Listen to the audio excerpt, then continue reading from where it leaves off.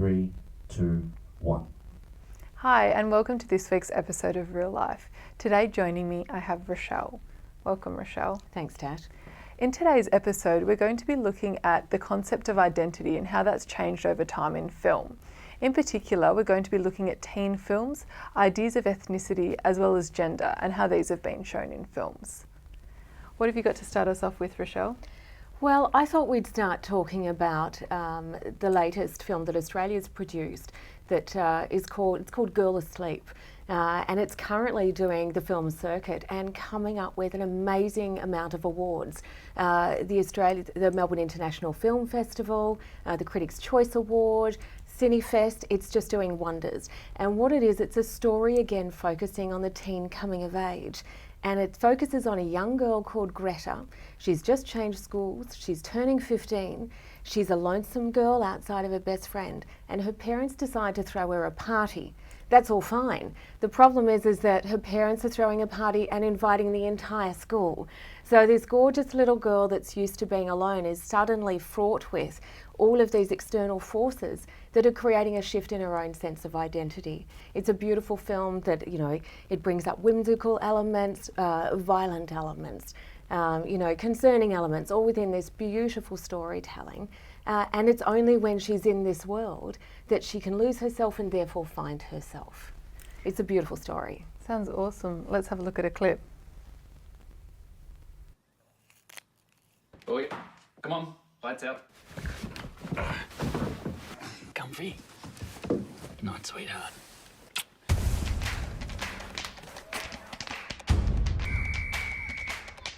We like you, new girl. He's not invited. So did you want to hang out? You should have like an awesome party or something. I'll get you a new dress and we'll get your hair and makeup done. We can all do it. Ta-da! No! Party, all right?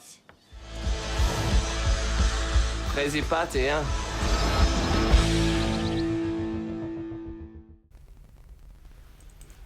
What that film reminds me of is another coming-of-age film that came out in the last few years, The Perks of Being a Wallflower. And what was interesting about that film is it was one teen film that kind of looked at the less imperfect time of that age, because a lot of films prior to that had kind of made it seem like the glory years or the ugly duckling and you always turned into a beautiful swan, and didn't really look at those gritty elements. Yeah. Growing up, were there any particular films that you looked at or kind of felt represented you in the teen? There was a film that was made back in '85, and it was called The Breakfast Club, and it's since become a cult classic.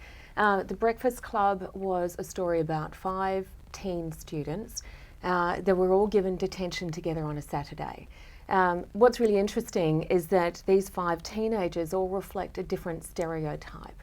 There's a jock, there's the renegade, there's the internal girl, there's the pretty girl, there's the geek. So really creating very clean sense of identity. But what happens when they're thrown into a detention is that they're put into a space where they have to find themselves amongst this collective. So there's lots of arguing, there's lots of laughing, there's lots of engaging and testing the waters on ideas that teenagers are concerned about the first kiss, have you had sex, have you smoked dope? So all these wonderful ideas that are coming up and being presented in very stereotypical fashion. But it had a great impact on me because not only did it give you, a variety of different ideas of a teenager's journey, but it also allowed it all to be very inclusive. It allowed you to not feel like you were so isolated and alone.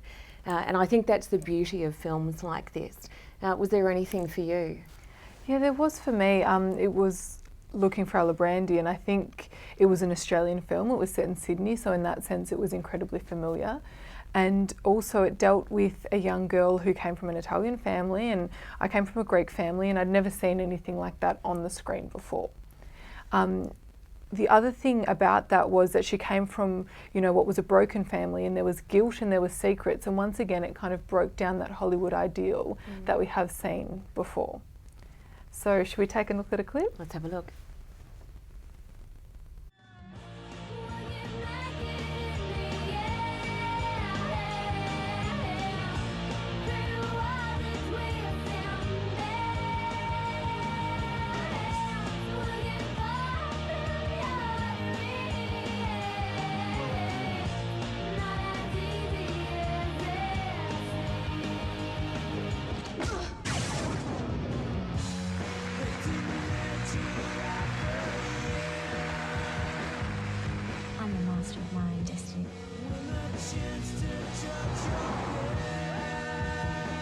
looking for Alibrandi. I'm going home with the wrong guy. I'm going home in a panel van. An interesting thing about Looking for Alibrandi is that it was adapted by from the Melina Marchetta novel of the same name. And one of the things that you and I are both really interested in is this whole idea of women in film. So we've got some facts here. So only 22% of women are portrayed as protagonists in film. So that's just over a fifth. Yeah. And only a third of women in film seem to have a speaking role. And in Girl Asleep, we see, you know, a young female character, and we also have a female director. And how do you think that that dynamic is changing, and are we seeing more women in film? Oh, look, I don't think it's changing as progressively as what it needs to. Clearly, by the statistics, it's not. We're not really getting there. I think what we're predominantly seeing is a lot of female directors and writers and producers coming up in the indie film area, but not quite in the commercial area. And again, of course, it's different across, you know, Australian films through to American films to European films. There's a different culture, there's a different set of rules that go on, a different ideology around the arts. In Australia, we don't have such a large industry. It's quite a small industry, and a part of that is because we don't have the extra funding that goes into it. So a lot of things that do get funded are predominantly the bigger hero's journey story or the anti-hero's story, and historically that's been a male role. What we've also found historically in Australia is that writers and directors have been male. So of course a writer is going to firsthand write about what they know, and what they know is a male psyche. So there has been a predominant, you know, series of you know, years of films with male protagonists. Certainly women are coming up, and now that there are awards that and funding that's available specifically to encourage more filmmakers, more female writers, more female producers, we are starting to see a little bit more diversity, but I really think there's a long way to go, because there are amazing stories to be told leading in with a female protagonist. I think it's something we really need to build on here in Australia. I know that America, for example, is looking at policy reform in terms of gender, you know, equal gender within the roles of who's doing what in American film. And not only gender, they're also looking at identity, a cultural identity. So I think, you know, it's only you know, time until Australia actually jumps on that bandwagon and we're able to really start encouraging and endorsing a broader range of stories, because we have wonderful stories here to tell, and you know, hopefully we won't just keep missing the gap.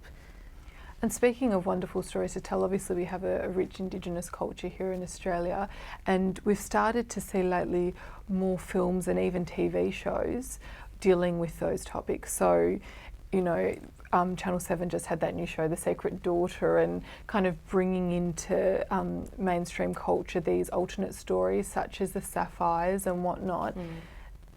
It's a very fine line, because even with the female directors and encouragement through awards, you don't want to trivialise or make a novel, I guess, like, oh look, there's a woman director, let's give her an award and make it that other. Yes. Do you think that we're succeeding in genuinely telling stories that people are interested in hearing when it comes to the diversity of cultures in Australia?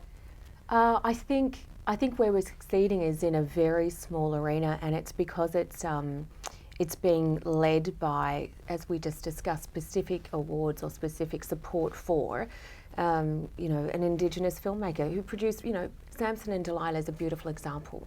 So it's, you know, a story of two young teens and their, you know, their journey through love, through self exploration, through their you know, their heritage, through their dream time, through dealing with homelessness, with drugs, with, you know, sniffing of petrol, with their community.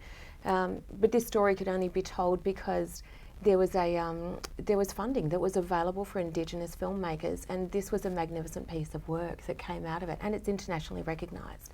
Look, we are starting to see shift in terms of television is starting to show where there is diversity. If we look at, you know, a number of years ago we were presenting Redfern Now, you know, telling gritty stories of Redfern with Indigenous and what's going on in their smaller communities, on the streets. Some wonderful stories being told, you know, and again, thanks to AVC for supporting those wonderful stories. You know, we've also seen it on the recent Clever Man, which has been, you know, a piece that's using Indigenous dream time, also with a level of fantasy, and bringing in some science fiction. So there's, you know, wonderful level at which we're able to bring it to a wider audience, to be able to celebrate the diversity of Australian culture. But I think, again, we need to just create more seed funding for all of this, more support for the artists and for the diversity of the artists that are able to create this work. And then we'll be able to see a great shift in the culture of Australian film and television. It's definitely a very exciting time for Australian film. It is. Shall we throw it to a clip of Samson and Delilah? Just before we wrap up, let's have a look. Sure. Let's have a look at a clip now from Samson and Delilah.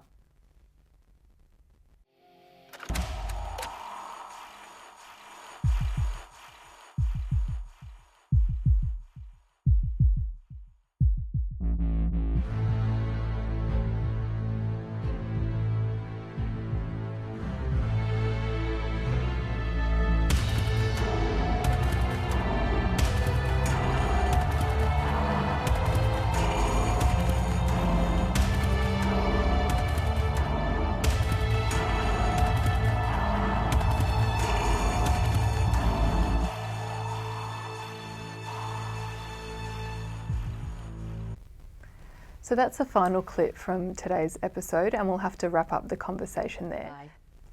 Thank you so much for joining us on Real Life. A big thank you to Rochelle McHugh. I'm Natasha Stemos. Goodbye. Goodbye.